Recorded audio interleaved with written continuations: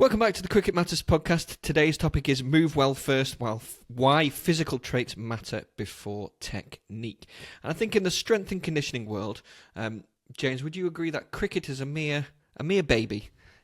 It's just emerging from its from its embryo, basically. Yes, and learning. Definitely, we're trying to be at the top of that, aren't we? We're trying to be at the forefront, which is why we assess. Basically, and that's what we're talking about. Do you want to explain a little bit more about what we do and, as I said, why the physical traits matter before we go anywhere near technique? Yeah, exactly. So the more I look at things and the more we're trying to bring back stuff that's been ingrained in the world of professional baseball for years, in professional American football for years, all this stuff here, what they know is that movement quality dictates performance. It also dictates predictor of injury risk, right? Yeah. Because when they're Massively. trying to sign players in these major sports organisations, they don't want people who are prone to injury, because that's an asset. That's a very expensive asset to sit on the bench and do nothing. Yeah, the number one predictor of injury is previous injury. Previous injury. So they've known in the States that movement quality is important, how well you move, but that's quite hard to quantify. What is moving well, right? Now, a really famous sprint coach called Charlie Francis says, it looks right, it flies right. Meaning, if he can see a sprinter just run well, he knows it's fast. He doesn't even need to look at the time. Yeah. Think of the best batsmen in the world, how elegant they make shot play, right? When they're playing, when they're playing their shots, right? They look elegant and fluid.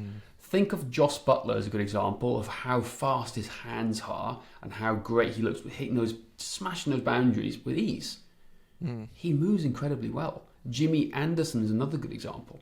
He is playing at a later stage. Well, he was playing at a later stage of career before he was forced to retire, according to his autobiography. That he moved elegantly. He was effortlessly. He was still bowling above 80 miles an hour, right? He moved well. It wasn't just his technical stuff. So the point is that a lot of cricketers need to understand is you need to move well first. You need to move well because moving well dictates how you perform. Because a lot of people try and fit square pegs into round holes, meaning they try and copy someone's technique, but their body will not ever let them get in to do that technique because there's physical limitations potentially. Do you think it's like from the running joke on this podcast is that I don't play cricket, so it's from my perspective, it's like someone struggling with their batting or struggling with their bowling. So like, oh gosh, what am I doing wrong technically? What can I fix? And they're not even thinking, hang on, I can't extend my shoulder overhead, or I can't rotate my neck to the side, or something like that, which you'd never even consider. Is that where we're going? It's exactly where we're going. So we've got to remember this. So whenever anybody comes to us for coaching, we will always conduct a movement analysis, and we'll look at their physical capabilities first, because we know the traits of the best players in the world and what we're looking for. Therefore, if they're struggling to move well, I already know they're going to struggle with certain elements of their technique. Now, this is going to be a series of podcasts over the next few weeks, okay, where we can go into a bit more about this and how it dictates that. But likewise, you have the performance side of things, the physical traits. Sometimes they're physically not strong enough. And, picking on the women here at the moment, sometimes they're physically not strong enough to hold the bats they're using. So they need lighter bats because the bats are too heavy that they're using to help them perform what they need to do because they're physically not strong enough. We need to see these things because it helps me make better assessments and judgments as a coach. So if I see somebody who is struggling, particularly one of the girls, who's struggling to play their shots, right, or not getting fast hands through, I will then look, okay, well, if I know then is their strength isn't there, cool, we need to work on strength. But in the meantime, we need to get them a lighter bat. It's something as simple as that. So their movement quality and their physical traits will dictate how I do the coaching with them. And that is really important. And here's a good example, as a bit of a case study today, of how we work with some of our athletes and around the world. And this is Jared from Australia. Big shout out to Jared, who lets us use him as a case study today, who's over in Brisbane. But he is not a top order batsman, opening batsman, and he struggled at the start of the season. He's not scoring runs. Something, he said, is off. So we've been working with him for a while. So we have his earlier assessments from back earlier in the year to see and compare and contrast. So, okay, cool. So he's asked us for advice. We go, what's going on, mate? Let's do the analysis. Let's see what's going on as a baseline to see if it's a physical or movement trait issue before we look at the technical stuff. And that's what we did. So guess what? Jared moves pretty well, right? He's screened and passed all the movement tests. He's always had a right shoulder issue because of throwing the ball all the time. So we're mindful of that. And his physical side of things, we looked at his strength. His baseline strength had gone up, right? This is where I'm going with this. His physical strength had gone up. But when we did some of the power tests, his power had dropped down. So about an average, wasn't it, Josh, about 8-9% was down on power performance across the board. So in that sense, when you look at it that way, when we're talking about assessments and screening, it's like, well, that's a bit of a conundrum because you've passed our screening and assessments. So what is going on? Right? So he was jumping to technical issues. Before we even looked at technical stuff, right, we see there's a power discrepancy from what he's been doing before in the past. So before I even look at any video analysis of what he is doing, I have gone, hey mate, what have you done differently here? Because obviously at the start of the season, we're working towards together for a long time coming up to it. And we've gone into the start of the season where we were going intensive now. And he had changed up his program to match what the S&Cs were doing for him and asking of him in terms of what he had to perform at. So we had a bunch of stuff we asked him to do in season, but he was then doing what they were asking of him to do in the meantime. Now, in season for us, it's fairly maintenance.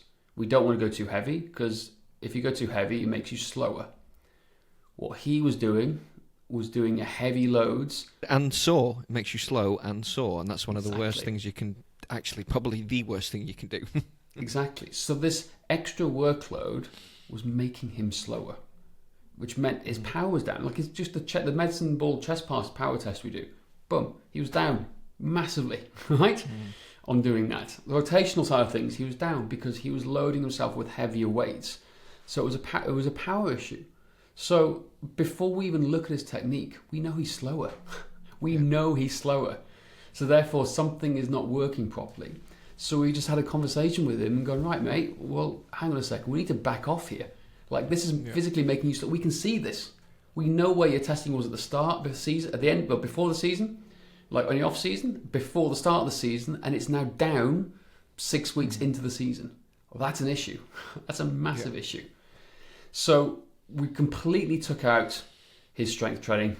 He was being asked, he made up an excuse, actually, more than anything to stop doing it. And first weekend back, he's feeling less sore. He scored a 50. Okay, it's not 100, but he scored a 50. Now, coincidence? Maybe, you could argue it.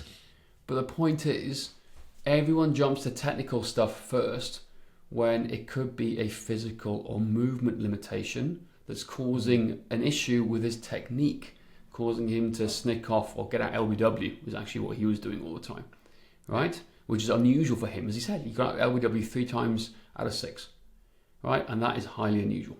Yeah. Because he couldn't move, because he was slower, essentially, he couldn't move across the crease. We believe so, yeah. There could be many reasons. I had a look at his technique stuff, and he was falling over to the offside for various different reasons. But the point was, we addressed the physical and movement issues first. Movement was cleared, fine, absolutely no problem at all. Strength, it got up. Power had gone down. There's a fine line. You need to be strong to be powerful, but you need strength and speed. Strong enough. That's the big thing. Don't you? Yeah, strength and speed equals power. Yeah. So you need to build your strength up in the off season, but you need to maintain and keep the speed up the entire time. But if you build your strength in season, it makes you slower. Yeah. Therefore, slower hands, don't hit the ball as hard, potential issues of falling the offside, which we saw in this case study here. So the point is, it's a bigger picture to play. And that's what we're trying to explain to all our athletes and people out there. Don't always jump to technical stuff because it may be a physical limitation, either movement or strength or something along those lines that are holding you back. Yeah. How can people find out if it is a physical limitation? Do we have a way of doing that? Yeah, we do. That's why we ask, no matter anyone we start working with, we ask them to do their performance analysis. And there's 3 levels to our analysis, level 1, level 2, level 3. It's very rare that we get people to do level 3 stuff straight away. but they all have to do their level 1 things, and we go through all of it. We look at the physical side of things, how well you move, and we create a baseline. Because before we even look at analysis from videos, I know you're probably going to struggle with certain aspects, and we'll do more podcasts about specifics. So stay tuned, leave you on a cliffhanger now for the next episode, but we will get into it more specifically shortly. But that is the key takeaway here, guys. You need to move well, and you need to have baseline levels here to understand whether it's a physical or technical aspect, because we see it too often. Physical and movement issues dictate technical ability and prowess. Exactly, and as our friends in the FMS say, move well, move often. There we go. That is it for today. Please don't forget to rate, review, and subscribe. And if you would like our free training plan, then go to cricketmatters.com/train. And remember, our goal is to make you a better cricketer.